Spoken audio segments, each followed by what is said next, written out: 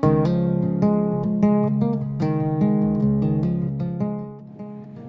American Horse Defense Fund's mission is to facilitate the protection, conservation, and humane treatment of members of all equine species. AHDF works to address inhumane treatment of horses, ponies, donkeys, mules, and burros, both wild and domesticated, through education, advocacy, and litigation when necessary in the state, federal, and international arenas. AHDF works with many organizations, one in particular being the Kentucky Equine Humane Center in Lexington, Kentucky. Karen Gustin, the Executive Director at the Kentucky Equine Humane Center, gives us insight into the intricate aspects of running a rescue center for horses. People surrender horses to us for a wide variety of reasons.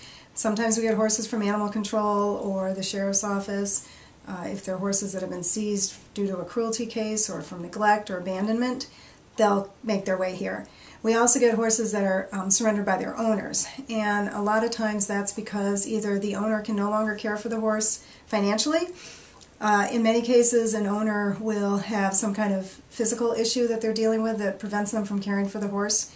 So in those cases, those people are actually trying to do the right thing by surrendering the horse before it becomes a crisis or a neglect. When the horse gets here, they get seen by a licensed veterinarian, and they have a physical exam that's done.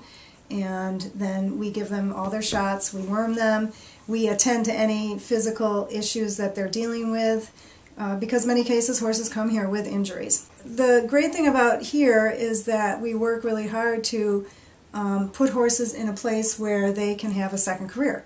So we get a lot of off-the-track thoroughbreds, but we also get many other breeds besides thoroughbreds. And many thoroughbreds go on to compete in the show ring, jumping, dressage. Some leave and become trail horses. It just depends on what the owner wants. And so we try very hard to make sure that the right horse is matched up with the right person. If someone called me like 5 minutes from now and said, I have 10 horses that are starving, we would take them. Right. And we would figure out a way to make that work. Our goal, though, is to get them back to good health, and then we adopt them out to people who apply to adopt them. When people adopt their horse from us, they have to sign an adoption contract, and in that contract they agree to not breed the horse. So if it's a mare, they can't breed it. We don't adopt out stallions, so they can't breed.